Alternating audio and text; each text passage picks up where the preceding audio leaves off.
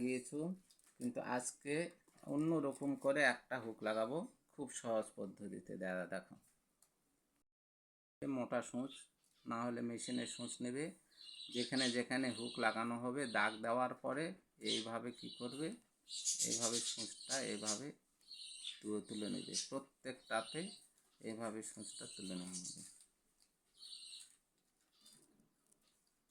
সূচটা তুলে নেওয়া হলো।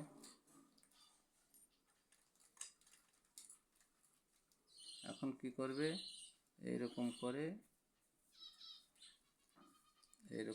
নিয়ে নাও। এই তো হুক হয়ে গেল। তারপর আরেকটা হুক নিলাম,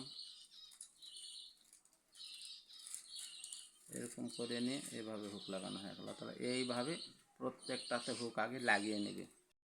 লাগিয়ে নেওয়ার পরে এখন সুঁই সুতা লাগাবে, 4টা সুতা দিয়ে হুক লাগাবে।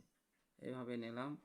যদি হুক একদম ভালো করে লাগাতে চাও, নিখুঁত করে, তাহলে এই সূচের গোড়ায় যেই সুতা, সেই সুতা দিয়ে এভাবে পেঁয়াজ দিয়ে দিবে, পেঁয়াজ দিয়ে এরকম করে নেবে। তাহলে এইভাবে 5টা 6টা এইভাবে করে নাও, ঠিক ঘর গাঁথার মতো।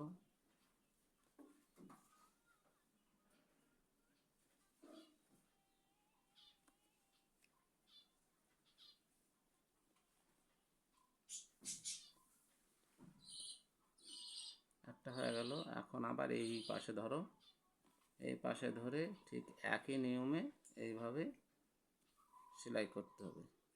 5টা দিতে পারো, 6টা দিতে পারো, এইভাবে নিয়ে নেবে।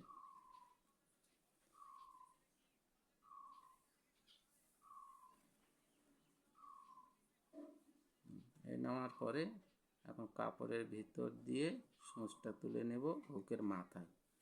এই হুকের মাথায় নেওয়ার পরে এভাবে নেব, এখানে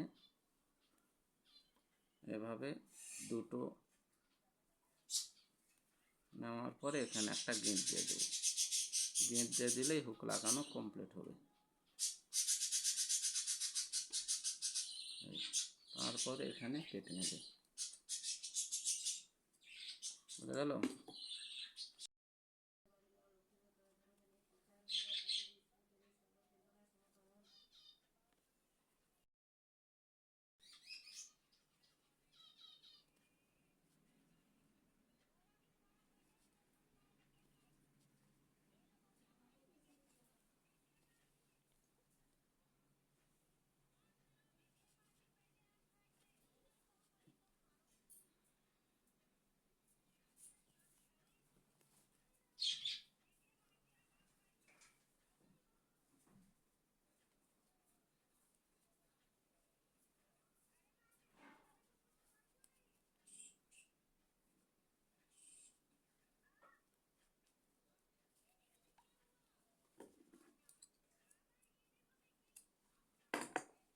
এরকম করে সবগুলো হুক লাগানো হয়ে গেল। দেখো কত সুন্দর হুক লাগানো হয়ে গেল। এখন এই হুকটা জীবনে খুলবে না, জীবনে ছিঁড়বে না। ব্লাউজ ছিঁড়ে যাবে কিন্তু হুক ছিঁড়বে না।